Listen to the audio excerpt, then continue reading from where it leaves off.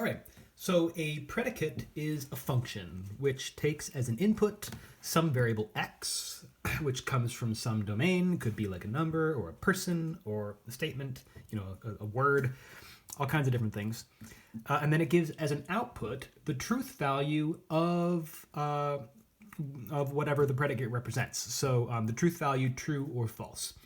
So the predicate, we call that a propositional function, and we notate it just like we do with functions in algebra class. So we like to use letters capital P or capital Q for predicates, as well as whatever letters might make sense in context. And then you use the same notation as a function where this means like P of X.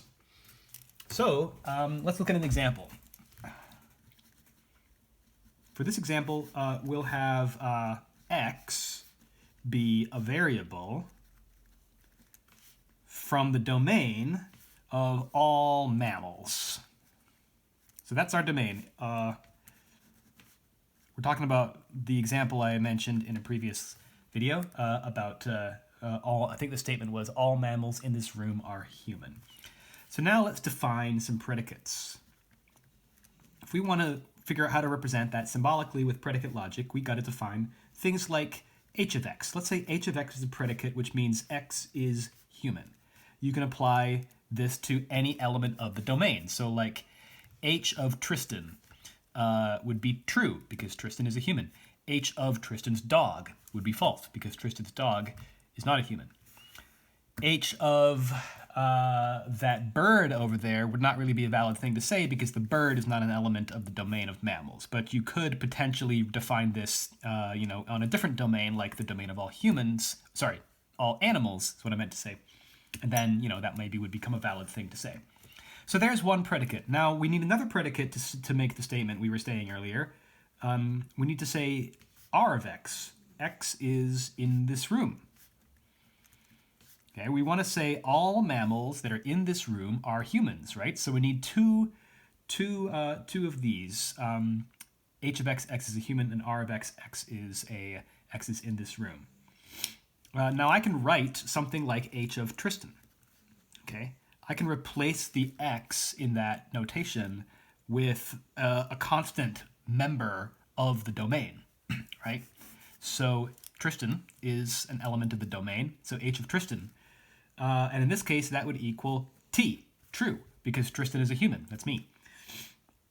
Now we can also combine things. Like I'll just write can combine, and I'll show you an example of how they can be combined. This is not necessarily the one we're going to use for the statement we were trying to say, but one example of how they could be combined is with the and operation. You can treat these like propositions. They are going to have to be quantified. But you can treat them like propositions and combine them with the proposition operations. So h of x and r of x now says basically this means x is a human who is in this room. I mean, it's really x is a human and x is in this room, but that could be phrased more succinctly like this: x is a human who is in this room. So anyway, so that's our predicates. Now let's talk about how you can quantify these. I gave some examples of quantifiers in the last video, but we're going to narrow it down to two specific quantifiers that we're going to be using. I think I'm gonna actually go ahead and start a new page for this.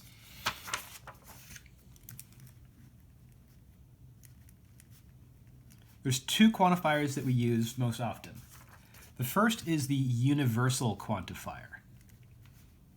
The universal quantifier is for all x, or we could also say for any x, or for every x. These all mean the same thing.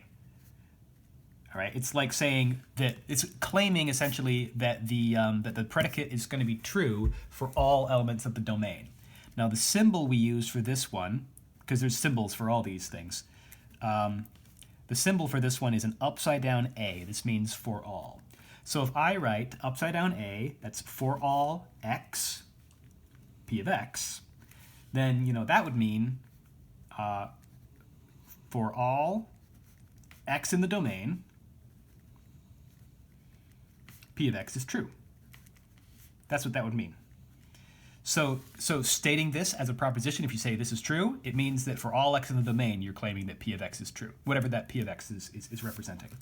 So that's our for all, that's our universal quantifier. Now the other common quantifier that we'll be using is the existential quantifier.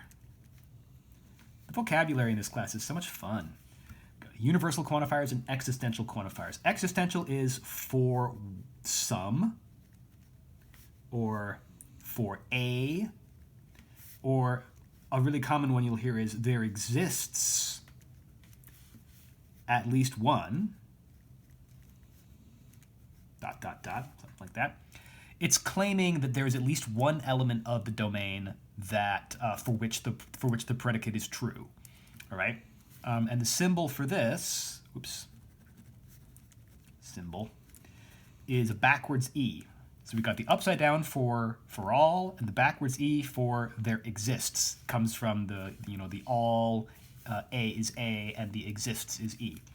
So when I write backwards e, that means there exists x such that p of x is true. Okay, that means I could write this as for some x, p of x is true. And that just means, I should have written in the domain over here, sorry, in the domain. That just means that there has to be at least one. There could be more than one. It could be that it's true for all of them, but that's not what this is saying. This is satisfied just by there being one element of the domain for which p of that element is true. So for example, if you say something like there exists x, p of x, where the domain is people, and p of x means, for example, x is named Tristan, then there exists x, p of x is true. Because I exist, right? You can prove it's true by pointing at me. Hello, my name is Tristan. Yep, I count as an element of the domain of all people, and p of Tristan is true. I'm just going to write p of me is true. So I am sufficient. I mean, there's other people out there named Tristan, but they don't matter. I'm kidding. I mean, all that's required to show this is true is that there be one person named Tristan, and I suffice as an example to prove that that's the case. All right, so that's our quantifiers. Now, in the next video, I'm going to do more examples.